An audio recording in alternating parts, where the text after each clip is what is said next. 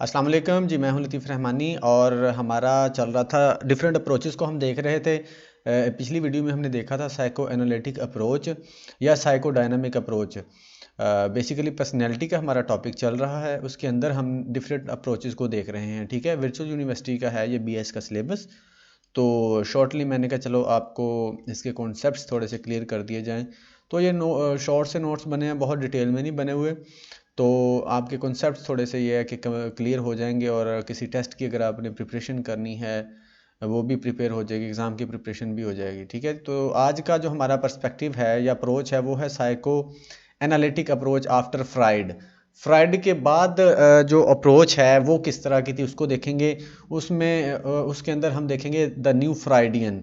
New Freudian यानी कि fried के बाद वाले जो लोग हैं जिन्होंने फ्राइड के साथ काम किया था या साइको एनालिसिस को या साइको डायनामिक अप्रोच को वो फॉलो करते थे, उनको न्यू फ्राइडियन बोलते हैं। ठीक है, the theorist who belong to the Freudian school and supported it, जो उससे ताल्लुक़ रखते हैं फ्राइड के स्कूल से और दूसरा उसको सपोर्ट करते हैं, but later digressed on some issues, लेकिन बाद में उनको कुछ इश्यूज हुआ, मुखालफत पैदा हुई, उनकी कॉन्फ्लिक्ट क्रिएट हुआ and deferred from the fried, और वो फ्राइड से फिर अलहदा हो गए थे। मतलब कि कॉन्फ्लिक्ट क्रिएट हुआ, कोई नज़रियात का इख्तलाफ हुआ तो उसके बाद अलहदा हो गए। अच्छा, basis of new Freudians disagreement with Freud. अच्छा, फ्राइड के साथ उन्होंने डिसएग्रीमेंट क्यों किया था, कॉन्फ्लिक्ट क्यों हुआ था उनका, वो देखते हैं। Their emphasis on the functions of ego and the control that it had over routine life activities. उनका एम्फेसिस था कि वो बेसिकली ईगो को उन्होंने प्रेफर किया था जो न्यू फ्राइडियन थे, and the control that it had over routine life activities. और उनका कहना था कि ये बेसिकली ईगो जो है हमारी रूटीन की एक्टिविटीज़ को यही डील कर रही होती है। ठीक है, ये उनका इख्तलाफ था उससे, फ्राइड से। The impact of social variables, और इन्होंने सोशल वेरिएबल्स को भी कंसीडर किया है जो न्यू फ्राइडियंस हैं, यानी कि जो सोसाइटी के अंदर चीज़ें होती हैं जो हमें इम्पैक्ट क्रिएट कर रही होती हैं, हमारी पर्सनैलिटी को इफेक्ट कर रही होती हैं। Their emphasis on the role of society and culture on personality development. Culture और जो है सोसाइटी उसका भी उन्होंने बोला, जबकि सिगमंड फ्राइड ने इसको कंसीडर ही नहीं किया था। Freud's idea of the primary importance of sexual urges, इस चीज़ पर भी इख्तलाफ था। बेसिकली जो सिगमंड फ्राइड की थेरी है वो सेक्सुअल अर्जेस पर ही डिपेंड करती है, उसने इन पर बहुत फोकस किया था और इस पर बहुत एम्फेसिस किया था कि सेक्सुअल अर्जेस का बहुत रोल होता है हमारी पर्सनैलिटी के अंदर। अच्छा, the new Freudians emphasized more than Freud the following. उन्होंने किस चीज़ पर ज़्यादा एम्फेसाइज किया जो न्यू फ्राइडियन थे, यानी कि जो फ्राइड से इख्तलाफ रखते थे, और वो किन चीज़ों को फॉलो करते थे या वो किन चीज़ों को इम्पोर्टेंस देते थे, देखते हैं। The role of current social environment, social environment की बात करते थे कि ये रोल, इसका बहुत रोल होता है हमारी पर्सनैलिटी में। न्यू फ्राइडियन का कहना था life experiences have continuing influence and childhood alone should not be of prime importance. Sigmund Freud ने बोला था कि आपके जो बचपन के चाइल्डहुड एक्सपीरियंसेस होते हैं ना, वो आपकी पूरी लाइफ को मुतासर करते हैं, जबकि इनका कहना था कि ज़िंदगी के अंदर जो जो जिस एज में जो जो हमारे साथ एक्सपीरियंस होते हैं वो हमारी लाइफ को इन्फ्लुएंस करते हैं, इफ़ेक्ट करते हैं, जबकि उसने बोला था सिर्फ चाइल्डहुड एक्सपीरियंसेस का ही ज़्यादा रोल होता है हमारी पर्सनैलिटी में, हमारी लाइफ में।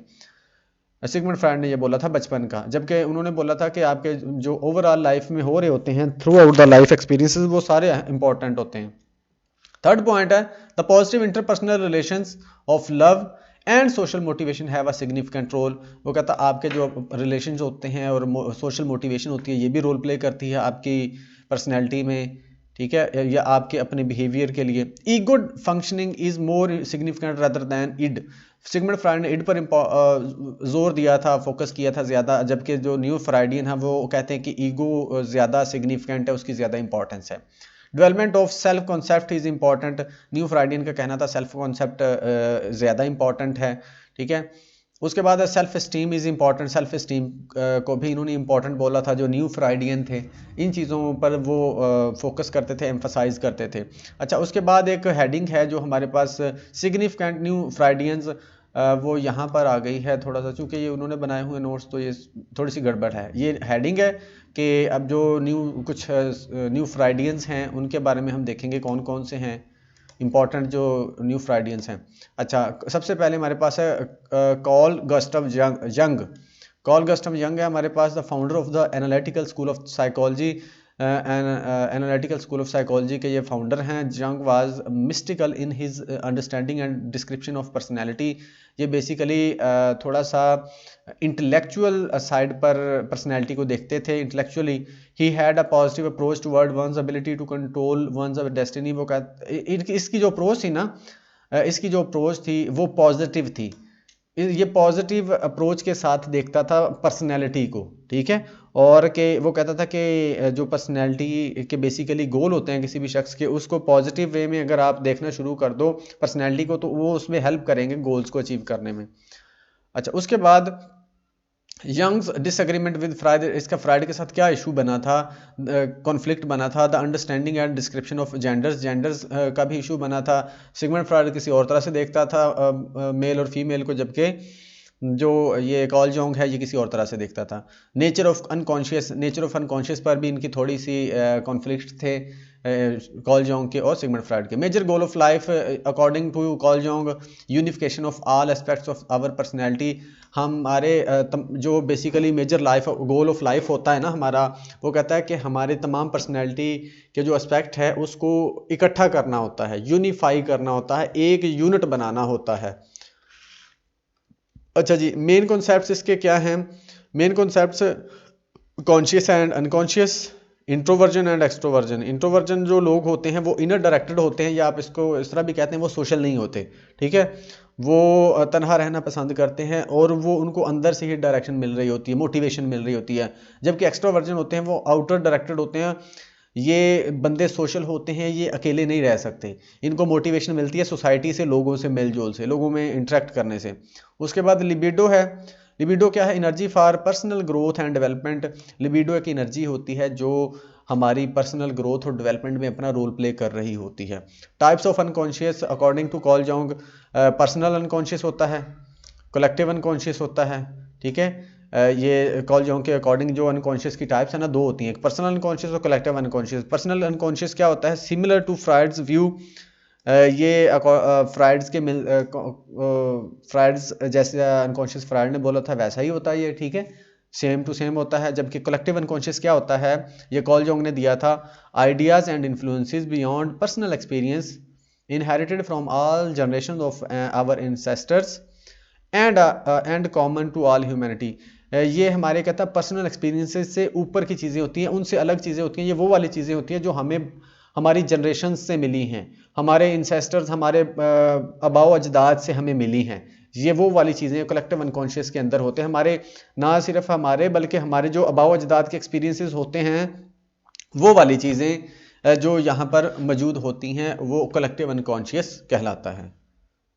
अच्छा, आर्कीटाइप्स। अब ये आर्कीटाइप्स क्या होती है? ये जो कलेक्टिव अनकॉन्शियस है इसका पार्ट होती हैं। Part of collective unconscious universal forms and patterns of thought. ये यूनिवर्सल फॉर्म्स होती हैं या पैटर्न ऑफ थॉट या यूनिवर्सल चीज़ें होती हैं बेसिकली। दीज इंक्लूड, या यूनिवर्सल कॉन्सेप्ट होते हैं जिसको पूरी दुनिया मानती है। ये कौन से होते हैं देखते हैं अभी।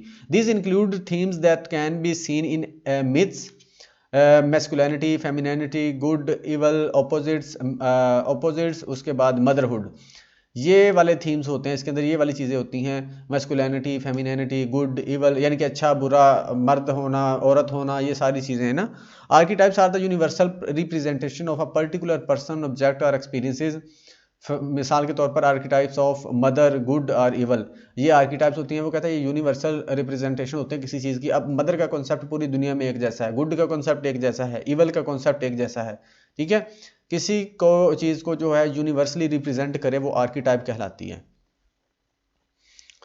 ठीक है। यानी कि हमें पता है कि भाई क्या होता है, बहन क्या होती है, माँ क्या होता है, बाप क्या होता है, ये आर्कीटाइप्स होती हैं हमारी जो यूनिवर्सली रिकग्नाइजेबल होती हैं। उसके बाद हमारे पास जो नेक्स्ट अप्रोच है वो है, नेक्स्ट अप्रोच हमारे पास आ गया जनाब एडलर्स approach.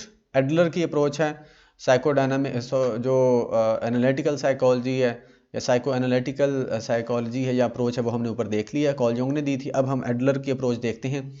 Disagreed with Freud's emphasis on significance of sexual needs. इसकी जो डिसएग्रीमेंट हुआ था ना, एडलर, इसने भी सिगमंड फ्राइड के साथ काम किया है। इसका हुआ था सेक्सुअल नीड्स पर, इसका कॉन्फ्लिक्ट हुआ था। मेन कॉन्सेप्ट्स हैं इसके self esteem, inferiority complex, birth order, will to power and style of life. ये इसके मेजर कॉन्सेप्ट्स हैं इसकी थ्योरी के। ये मैंने इसको अपने चैनल पर डिटेल में भी बयान किया हुआ है, तो आप अल्फ्रेड एडलर का वो प्लेलिस्ट जाके देख सकते हैं, उसके अंदर ये सारी चीज़ें डिस्कस की हैं। ये इसके मेजर कॉन्सेप्ट्स होते हैं। अच्छा, we are a product of the social influences on our personality. इसका कहना था कि हम जो होते हैं प्रोडक्ट होते हैं, हमारी जो सोशल इन्फ्लुएंसेस होते हैं या इन्वायरमेंट होता है उसका जो इन्फ्लुएंस होता है ना, उसकी प्रोडक्ट होते हैं हमारी personality basically. Goals and incentives drive us more than drives and instincts. वो कहता है कि जो हमें इंसेंटिव्स या हमारे गोल्स होते हैं ना, जो हमारे जो गोल्स हम बनाते हैं वो, और जो हमें इंसेंटिव्स मिल रही होते हैं हमारे आसपास से, इन्वायरमेंट से या सोसाइटी से, वो हमें ड्राइव कर रहे होते हैं, ना कि ड्राइव्स और इंस्टिंक्ट्स हमारी। फ्राइड ने बोला था ड्राइव्स और इंस्टिंक्ट्स हमें गाइड कर रही होती हैं। Our goal in life is to achieve success and superiority. इसका कहना था कि हमारा जो गोल होता है सक्सेस अचीव करना और सुपीरियोरिटी, ठीक है, सुपीरियोरिटी दूसरों से बेहतर होना। अच्छा, उसके बाद प्राइमरी ह्यूमन मोटिवेशन में ये क्या कहता है जो एडलर है, स्ट्राइविंग फॉर सुपीरियोरिटी। कहता है कि हम सुपीरियोरिटी के लिए स्ट्राइव करते हैं, कोशिश करते हैं। Achievement of self improvement and perfection and not superiority over others. ये जो होती है ना स्ट्राइविंग फॉर सुपीरियोरिटी, इसका मतलब होता है कि आप सेल्फ इम्प्रूवमेंट को अचीव करें, परफेक्शन को अचीव करें, ठीक है। और इसका मतलब ये नहीं है कि दूसरों पर आप सुपीरियोरिटी को अचीव करें, ठीक है। वो कहता है सेल्फ हमारी जो होती हैं वो वाली चीज़ें जो हम सेल्फ के लिए कर रहे होते हैं। अच्छा, इन्फीरियोरिटी कम्प्लेक्स क्या होता है? On the other hand, in the state when feel that they have not been able to conquer, जब उनको लगता है कि वो किसी चीज़ को conquer नहीं कर पाते, as adults the feelings of inferiority that they develop as children। वो कहते हैं कि जब हम किसी चीज़ को अचीव नहीं कर पाते, किसी चीज़ को हासिल नहीं कर पाते, तो उस वक़्त हमें जो है इन्फीरियोरिटी कम्प्लेक्स क्रिएट हो जाता है, जो यानी कि एहसास कमतरी हो जाता है कि मैं कुछ कर ही नहीं सकता, ठीक है, मेरे से कुछ होगा ही नहीं। इसको बोलते हैं इन्फीरियोरिटी कम्प्लेक्स।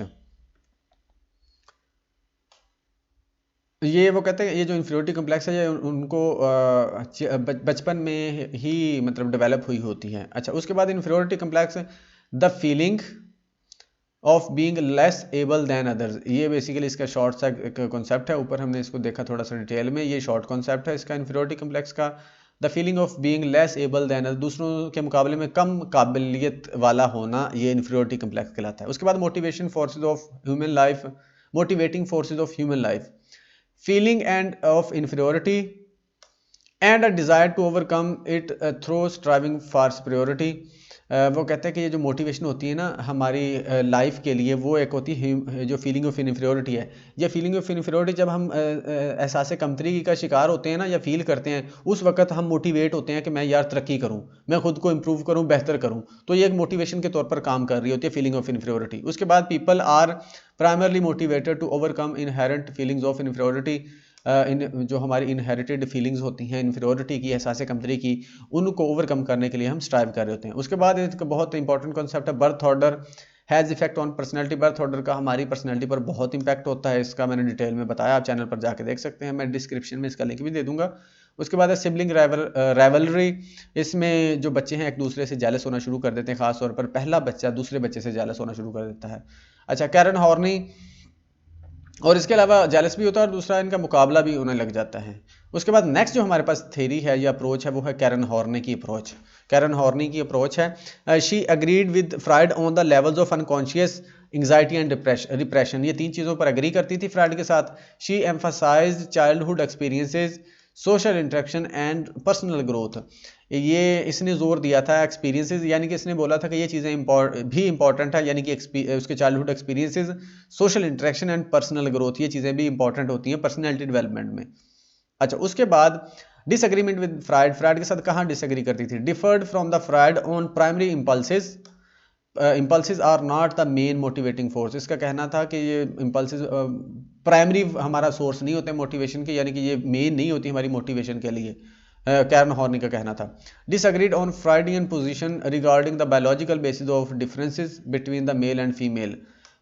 इसका भी मेल और फीमेल पर ही इसका डिफरेंस था, बायोलॉजिकल बेसिस जो होती है मेल एंड फीमेल के अंदर, उस पर भी डिसएग्री किया था इसने सिगमंड फ्राइड से। अच्छा, कैरन हॉर्नी के मेन कॉन्सेप्ट कौन कौन से हैं? बेसिक एंग्जाइटी होती है, इसके बेसिक हॉस्टिलिटी होती है, इसका कॉन्सेप्ट है बेसिक एंग्जाइटी क्या होता है? Major concept, if the environment is hostile and the child feels lonely and isolated, then this type of anxiety develops. वो कहता है कि अगर आपका माहौल अच्छा नहीं है बच्चे का और वो तनहा फील कर रहा है, दूसरों से अलग फील कर रहा है, तो इस तरह की एंग्जाइटी डेवलप होती है. It can be overcome by proper parental nurturing. अगर पेरेंट्स थोड़ा सा इसको अच्छे से बच्चे की परवरिश करें या उसको तवज्जो दें तो इस चीज़ से निकला जा सकता है या इससे बचा जा सकता है बेसिक एंग्जाइटी से. ठीक है, अगर माहौल अच्छा नहीं होगा या उसको सही तवज्जो नहीं मिलेगी तो इस तरह की एंग्जाइटी क्रिएट होती है. उसके बाद है basic hostility. Children develop such hostility of if parents are over strict. वो कहते हैं बेसिक हॉस्टिलिटी उस वक्त क्रिएट होती है जब हमारे पेरेंट्स ज़्यादा स्ट्रिक्ट हो जाते हैं, पनिशिंग हो जाती है, सजा देने लग जाते हैं, इनडिफरेंट एंड इनकन्सिस्टेंट, यानी कि वो जब नेगेटिव बिहेव करना शुरू कर देते हैं, यानी कि थोड़ा सा स्ट्रिक्ट हो जाते हैं, सज़ा देना शुरू कर देते हैं, इनकन्सिस्टेंट हो जाते हैं चीज़ों में. ठीक है, रेगुलर नहीं रह पाते, कोई चीज़ कोई काम या केयर वगैरह मुसलसल नहीं कर पाते, तो इसमें और मुख्तलिफ हो जाते हैं या चेंज हो जाते हैं, तो उस वक्त है ना बच्चों में ये चीज़ पैदा होती है. Children feel very aggressive and hostile but can not express it. जब बच्चे अग्रेसिव फील करते हैं, गुस्सा फील करते हैं या बेचैनी फील करते हैं, तो अगर उसको एक्सप्रेस ना कर पाएँ और उसको रिप्रेस कर दें, दबा दें, तो फिर वो एंग्जाइटी की तरफ लीड करता है. ठीक है, फिर एंग्जाइटी होने का खदशा होता है बच्चे को. ठीक है, तो ये वाली बेसिक हॉस्टिलिटी है. इसलिए कहा जाता है कि पेरेंट्स को चाहिए कि वो बच्चों पे अच्छे से तवज्जो दें. अच्छा, उसके बाद social interaction and interpersonal styles हैं इसके. The ways in which people interact with each other in is important. वो एक दूसरे से कैसे इंटरेक्ट करते हैं इंपॉर्टेंट होता है. There can be 3 consequences. एक दूसरे से इंटरेक्ट करने के या रिलेशनशिप का 3 कॉन्सिक्वेंसेज या नताइज होते हैं. मूविंग अवे फ्रॉम अदर्स, दूसरों से दूर जाना. Seeking self sufficiency and independence. दूसरों से दूर जाने का मतलब है कि खुद इंडिपेंडेंट होने की कोशिश करना, खुद ही मतलब ये समझना कि मैं खुद ही चीज़ों को डील कर सकता हूँ या कर सकती हूँ. ठीक है, ये होती है. इस तरह का एक बिहेवियर होता है. दूसरा बिहेवियर क्या होता है जब इंटरेक्शन होती है दूसरों से? Moving towards others. Interaction with others में दूसरा स्टेप है हमारे पास, दूसरा कॉन्सिक्वेंस है, वो है moving toward other. Being compliant and dependent, दूसरों के साथ अटैचमेंट हो जाना या दूसरों पर डिपेंड करना, ये होता है कॉन्सिक्वेंस मूविंग टूवर्ड अदर. जब बच्चा दूसरों की तरफ मतलब अट्रैक्ट होने लगता है तो इसका मतलब होता है वो दूसरों पर डिपेंड होने लग गया है. और जब दूसरों से दूर जाने लगता है या दूसरों पर इन्हिसार नहीं करता तो इट मीन्स कि वो सेल्फ सफिशिएंट हो गया और इंडिपेंडेंट हो गया. अच्छा, मूविंग अगेंस्ट, दूसरों के खिलाफ जाना, ये कब होता है? Trying to gain control, power and independence. Power हासिल करने की कोशिश करना, कंट्रोल हासिल करने की कोशिश करना या इंडिपेंडेंस हासिल करने की कोशिश करना. It means moving against other, दूसरों के खिलाफ जा रहा है. उसके बाद नेक्स्ट हमारे पास न्यूरोसिस. अच्छा, arise from emotional conflict that arise from childhood experiences. Emotional conflict होता है जो कि चाइल्डहुड एक्सपीरियंसेस से अराइज होता है, बनता है, पैदा होता है. And disturbances in interpersonal relationships in later life, और लेटर लाइफ में या बाद में बाद में जो दूसरों के साथ रिलेशनशिप्स होते हैं उसकी वजह से अगर उसमें डिस्टर्बेंस आती है रिलेशनशिप्स में, तो उस वक्त जो होता है इमोशनल कॉन्फ्लिक्ट्स क्रिएट होते हैं, उसको न्यूरोसिस बोलते हैं. उसके बाद हमारे पास है जी नेक्स्ट जो अप्रोच है वो है Erik Erikson theory of psycho social development. बहुत इंपॉर्टेंट थ्योरी है, इसका भी हम देख लेते हैं. इसको सरसरी सा देखेंगे. Student and follower of Sigmund Freud, उसका फॉलोअर भी था, स्टूडेंट भी था. Broke with his teacher over the fundamental view of motives drives human behaviour. ये इस पर इसका इख्तलाफ हुआ था. For Freud it was biology or more specifically the biological instincts of life and aggression. Freud का कहता था कि ये वाली चीज़ें होती हैं एरोस एंड एनाथोज, ये इस पर उसने फोकस किया था या एम्फसाइज किया था. Biology or more specifically the biological instincts of life or and aggression, इस पर वो कहता है ये हमारी पर्सनैलिटी में अपना रोल प्ले कर रही होती हैं. एरोस एंड थैनाटोज ये लाइव इंस्टिंक्ट्स और डेथ इंस्टिंक्ट्स होती हैं. ठीक है, एरोस एंड थैनाटोज. अच्छा, उसके बाद for Erikson the most important forces that drives human behaviour and which help in the development of personality was social interaction. इसका कहना था कि सोशल इंटरेक्शन बहुत रोल प्ले करती है पर्सनैलिटी को डेवलप करने में, एरिक एरिक्सन का कहना था, जबकि फ्रायड नहीं मानता था इसको। His developmental theory of 8 stages of man, इसने 8 स्टेजेस दी थी, ठीक है, 1950 was unique and different in the sense that it covered entire हो। इसने जो 8 स्टेजेस दी थी ना, इसमें तमाम लाइफ को इसने कवर कर दिया था, जबकि फ्रायड की जो स्टेजेस थी उसमें तमाम स्टेजेस को इसने कवर नहीं किया था जो इंसान की होती हैं। चाइल्डहुड, एडोलेसेंट डेवलपमेंट, उसके बाद ही believe that social environment combined with biological maturation results in a set of crises that must be resolved। वो कहता था कि उसका ये मानना था कि सोशल जो इन्वायरमेंट होता है ना, ये बायोलॉजिकल मैचुरेशन के साथ मिलके क्या करता है, result in a set of crisis, एक क्राइसिस पैदा होता है जो कि लाजमी तौर पर जिसको रिजॉल्व होना चाहिए, अगर रिजॉल्व नहीं होगा तो इश्यूज क्रिएट होंगे। The individual passes through the sensitive period in different stages, her stage में सेंसिटिव पीरियड से वो गुजरता है, which has to be resolved successfully before a crisis is presented। वो कहता है उसका रिजॉल्व होना बहुत ज़रूरी होता है क्राइसिस को आने से पहले। the results of the resolution whether successful or not, resolution का जो अगर वो कॉन्फ्लिक्ट रिजॉल्व हो जाए तो उसका चाहे वो सही हो या गलत हो, passed on to the next crisis, वो फिर अगले क्राइसिस की तरफ चला जाता है, and provide the foundation for its resolution, और फिर उसकी रेजोल्यूशन के लिए क्या करता है, फाउंडेशन प्रोवाइड करता है, उसके लिए एक बेस फ्राहम करता है। अच्छा, उसके बाद ही proposed 8 stages of psychosocial development, 8 stages इसने दी थी, that have been discussed in detail in the section on the cognitive development में, लेक्चर नंबर 11 में डिस्कस किया गया है, ठीक है। उसके बाद हमारे पास जो नेक्स्ट अप्रोच है, एरिक एरिक्सन की भी मैंने स्टेजेस डिटेल में बताई हुई हैं, वहाँ पर आपको प्लेलिस्ट मिल जाएगी, आप अगर देखना चाहते हैं तो जाके देख सकते हैं। उसके बाद हमारे पास है जी ट्रेड्स अप्रोच, ट्रेड अप्रोच है, इंपॉर्टेंट अप्रोच है, ये भी इसको भी देख लेते हैं। Approaches that propose that there are certain traits that form the basis of an individual's personality। Traits या करेक्टरिस्टिक्स होती हैं जो इंसान की पर्सनैलिटी को बनाती हैं। These approaches seeks to identify the basic traits necessary to describe and understand personality. ये देखती है, ये जो अप्रोच है ना, ये देखती है कि किस तरह से हमारी ट्रेड्स हमारी पर्सनैलिटी को समझने में और डिस्क्राइब करने में हेल्प करती हैं। ट्रेड्स क्या होता है, enduring dimensions of personality characteristics that differentiate a person from others. वो आपकी खसूसियात पर्सनैलिटी की, वो आप कह सकते हैं कि करेक्टरिस्टिक्स या खसूसियात जो आपको दूसरों से मुख्तलिफ बनाती हैं। Trait theories do not imply the absence और presence of different traits in different people, for example either or situation, these do not say that if one, वो कहता है कि ये लाजमी नहीं है कि अगर एक ट्रेड मौजूद है तो दूसरी मौजूद नहीं है, या दूसरी मौजूद नहीं है तो ये मौजूद होगी, ये ज़रूरी नहीं है, ठीक है। तमाम लोगों में ट्रेड्स मौजूद हो सकती हैं, ठीक है, अगर एक में मौजूद है दूसरे में मौजूद हो सकती है, दूसरे में नहीं तीसरे में, यानी कि ये इसमें ये कोई रूल नहीं है कि एक में होगी या दूसरे में नहीं होगी, या एक है तो दूसरी नहीं होगी, ठीक है। This do not say that if one trait exist the other does not, इसका ये मतलब नहीं कि एक मौजूद है तो दूसरी मौजूद नहीं है। These theories assume that some people are relatively high on some traits whereas some are low। कुछ लोग हाई होते हैं कुछ ट्रेड्स पर। ट्रेड्स मतलब कोई अच्छे अखलाक का मालिक होता है, किसी में गुस्सा ज़्यादा होता है, किसी में नरमी ज़्यादा होती है, ठीक है, कोई सोशल होता है, कोई इंट्रोवर्ट होता है, या कोई सोशल नहीं होता, ये ट्रेड्स होती हैं। The difference in people in terms of these traits is a matter of degree or extent to which the traits exist and manifest them। some people have more of one trait and less of other। वो कहता है कि हो सकता है कि कुछ लोगों में कोई ट्रेड ज़्यादा हो और कुछ कम हो, यानी कि एक ट्रेड की जो उसमें लेवल है वो ज़्यादा हो, दूसरी का कम हो, ये हो सकता है। the degree to which a trait is present can be quantified।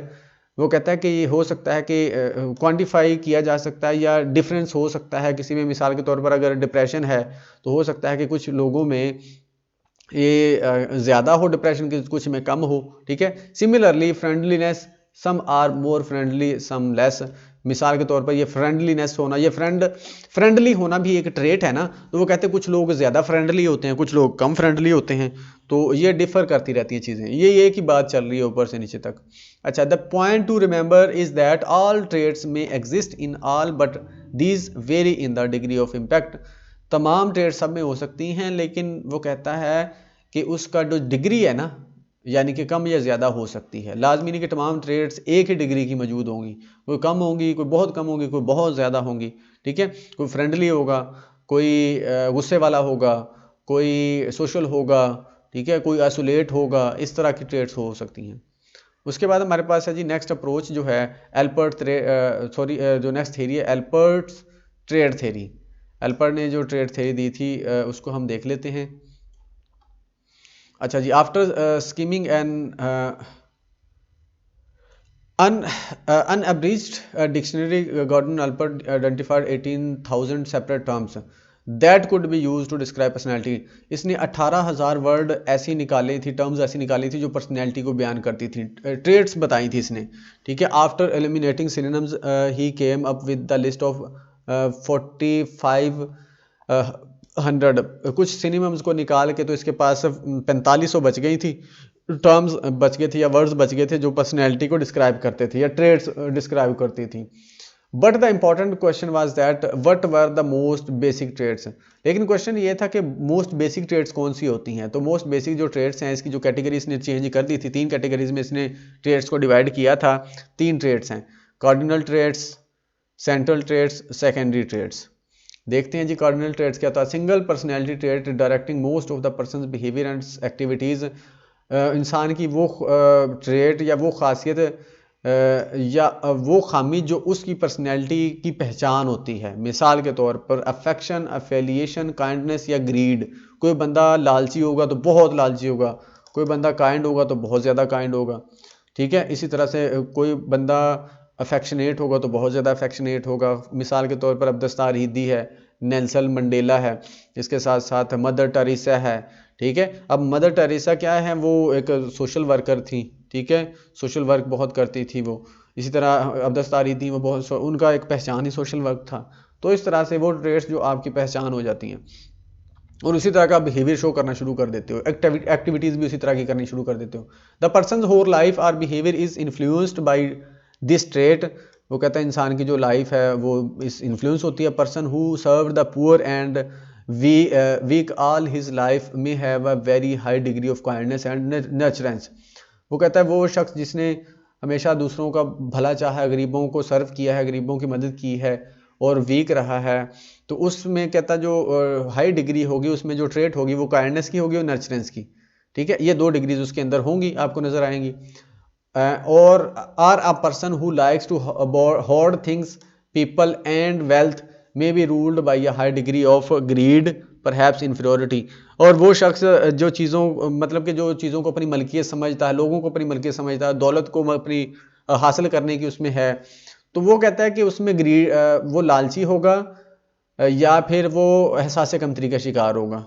ठीक है, तो ये बता रहा है कि ये वो ट्रेड्स होती है जो आपकी पर्सनैलिटी या आपका बिहेवियर को डिफाइन करती हैं। Central traits, do all people possess cardinal traits that encompasses all aspects of their being? Perhaps not. Most people develop a group or set of traits rather than a single one that form the core their personality. Different set of personality का होना शख्स के अंदर जो उसके behaviour को define करती है, पर्सनैलिटी को डिफ़ाइन करती है या उसकी कोर बनाती है, वो सेंट्रल ट्रेड्स होती हैं। जबकि इसका दूसरी जगह पर आपको डेफिनेशन मिलेगी, गूगल से आप देखें तो सेंट्रल ट्रेड्स वो ट्रेड्स होती हैं जो तमाम लोगों में डिफरेंट डिग्रीज में मौजूद होती हैं, सब लोगों में ये मौजूद होती हैं सेंट्रल ट्रेड्स। ठीक है, यहाँ पर थोड़ी सी डिफरेंट डेफिनेशन है। Central traits are those major characteristic that make up the core someone's personality, personality की कोर बनाती है। सेंट्रल ट्रेड्स usually number form from 5 to 10 in a person, 1 से 5 से 10 तक हो सकती हैं। Affection, love for humanity and nurturance will form one type of personality. वो कहता है इस तरह की जो ट्रेड्स होंगी वो एक टाइप की पर्सनैलिटी बनाएंगी। Inferiority, need for control and greed में give a different shape to personality, और इस तरह की ट्रेड्स एक डिफरेंट शेप दे देगी पर्सनैलिटी को। अब हम देखते हैं लास्ट वाली ट्रेड्स क्या है हमारे पास, सेकेंडरी ट्रेड्स लास्ट टाइप है। अच्छा, qualities or characteristics that do have an effect on our personality but are much less influential than cardinal and central traits. वो क्वालिटी या कैरेक्टरिस्टिक है जो हमारी पर्सनैलिटी को इफेक्ट तो करती हैं, लेकिन ये उस तरह से नहीं करती जैसे सेंट्रल ट्रेड्स या कार्डिनल ट्रेड्स करती हैं। या ये वो वाली ट्रेड्स होती हैं जो एक ख़ास जगह पर या ख़ास मौक़ों पर निकल के सामने आती हैं, वो सेकेंडरी ट्रेड्स कहलाती हैं। मिसाल के तौर पर अगर आपने लाइन में लगना है तो लाइन में लगते हुए आपको इशू हो, परेशानी हो, या आप फ्रस्ट्रेशन का शिकार होना शुरू हो जाएं, तो मतलब इस तरह की जो ट्रेड्स होती हैं कभी कभी शो होती हैं, और ये इनका रोल उस तरह से नहीं होता जिस तरह से सेकेंडरी ट्रेड्स और सेंट्रल ट्रेड्स और कार्डिनल ट्रेड्स का होता है। तो ये कुछ आज फिर हमने अप्रोचेस देखी हैं पर्सनैलिटी की। आई थिंक एक लेक्चर पहले काफ़ी लंबा हो गया है, तो इसको देख लीजिएगा। ये पर्सनैलिटी का सेकंड पार्ट स्टार्ट करेंगे, उसके अंदर थोड़ा सा ये आ गया था। ठीक है, तो वीडियो अच्छी लगी हो तो चैनल को ज़रूर सब्सक्राइब कीजिएगा और कमेंट में अपना इजहार भी ज़रूर कीजिएगा। Thank you so much.